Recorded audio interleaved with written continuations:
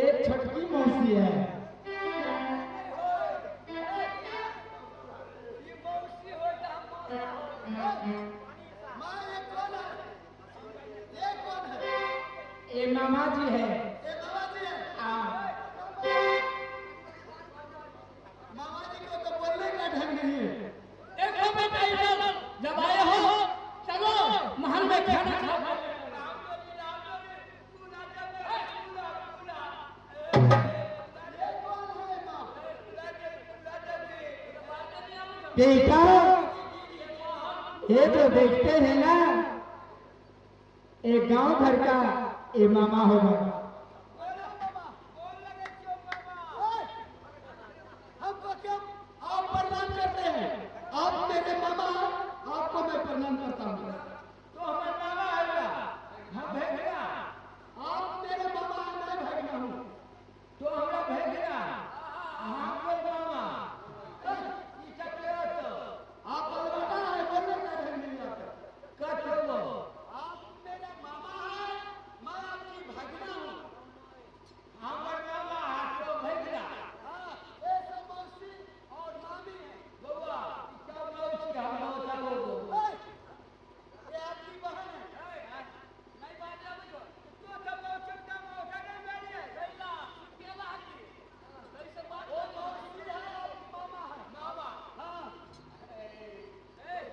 बहन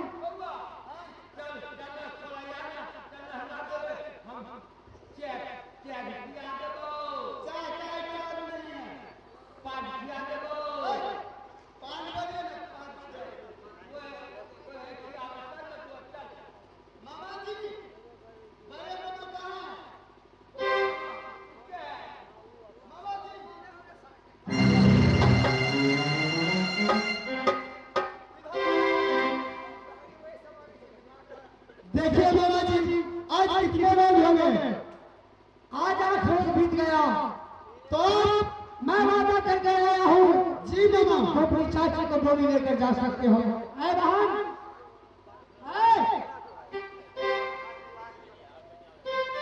अब बहुत भूला को मैंने बहुत में 8 दिन के वादा करके आया हूँ, डोली सजा दो, बहन अपनी ससुराल भोपा चली जाएगी। कुछ नहीं, जो मैं बातें करके आया हूँ वही होगा। फिर बहाना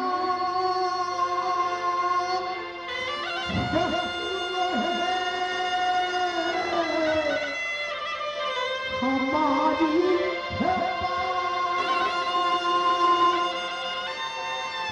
चोरी अब सजा करो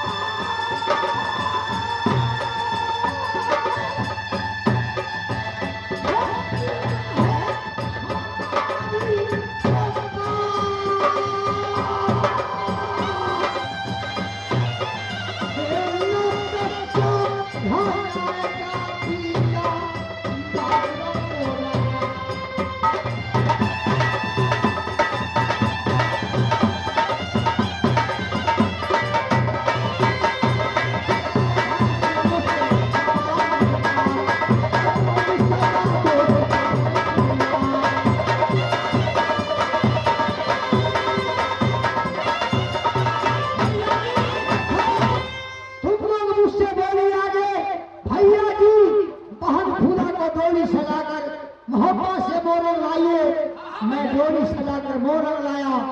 मैं जीजाजी के साथ 8 दिन वादा करके आया हूँ। अभी नवा रोज में डोली नहीं जाएगी मोहब्बा। हिप्सर हक्का रैया एक हाथी जा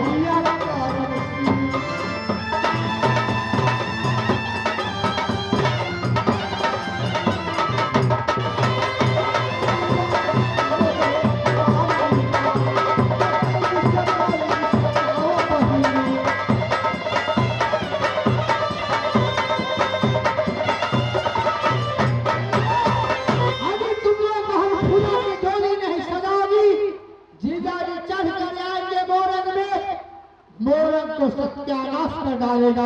इसलिए तुम लोग सब सब डोली सजाओ, यहाँ से डोली वापस कर दो।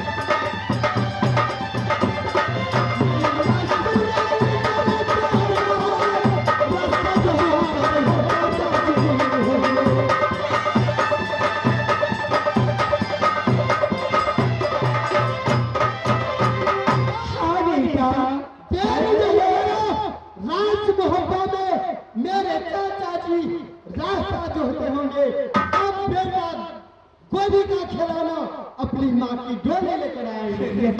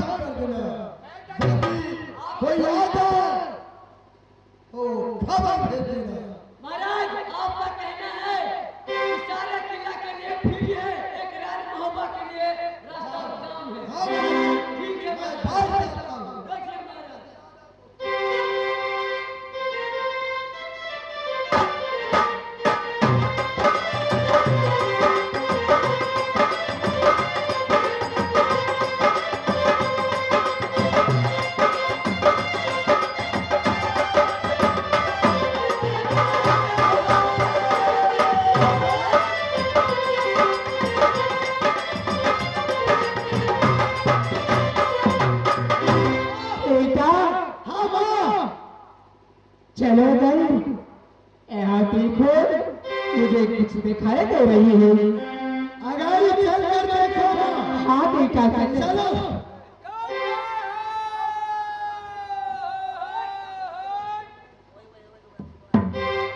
अच्छा तो ये बात है। क्या बात है? कहाँ के रहने वाले हो और इस चौराहे पर रास्ता जाम किस लिए कर रहे हो? अरे ये बताओ कि तुम कहाँ के रहने वाले हो? मेरा मकान राज मोहब्बा में पढ़ता हूँ। बेटा कहता हूँ अमरपति का, भतीजा कहता हूँ डाकू दल का। रेखा भैया पन्ना मेरा ये गलती न हो।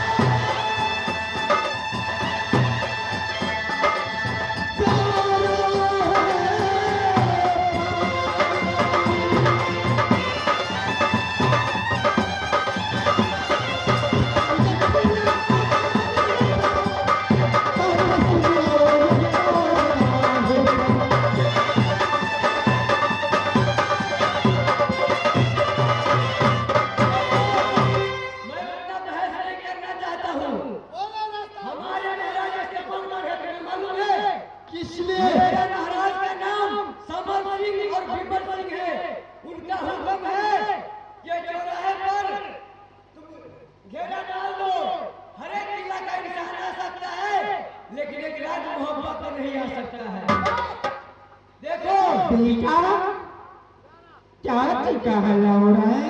माँ, कुछ देर के लिए तुम चौराहे पर बैठ जाओ। मैं देखता हूँ ये कहाँ के रहने वाले और रास्ता किस लिए जाम किया है। मैं देख लेता हूँ इसको। यही मेरे लाल, चलो यहाँ से चलो। रखा रखा कर ले आजा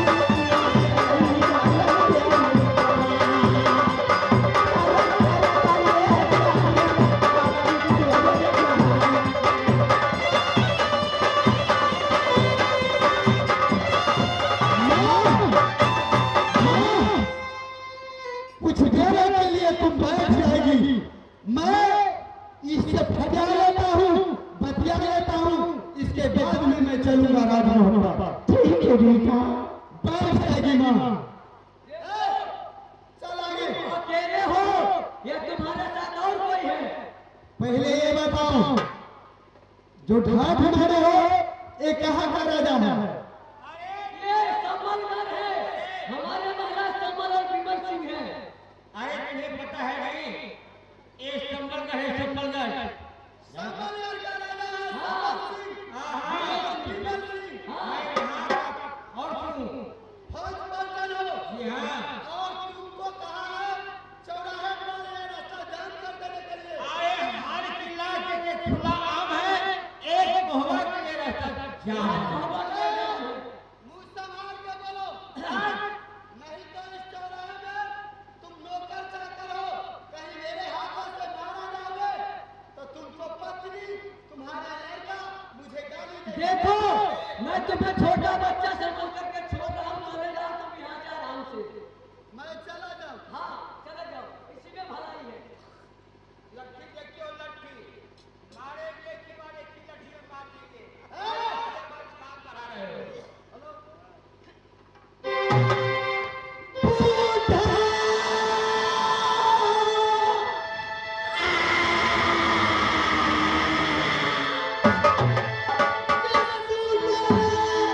ये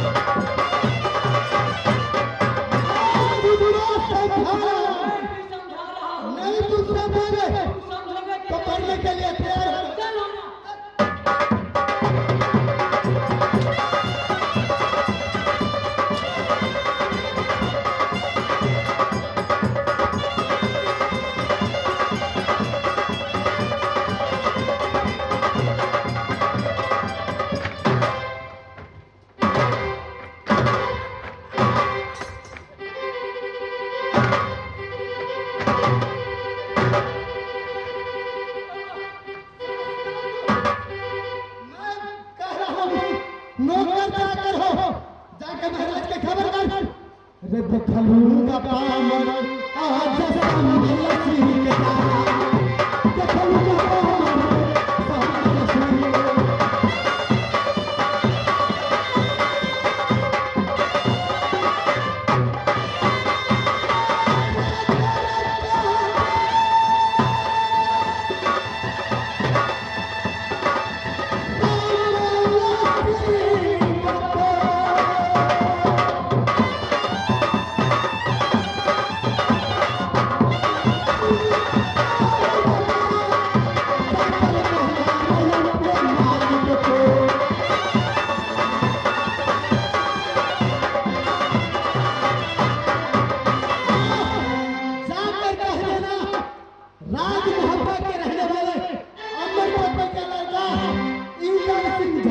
देखता हूँ कितना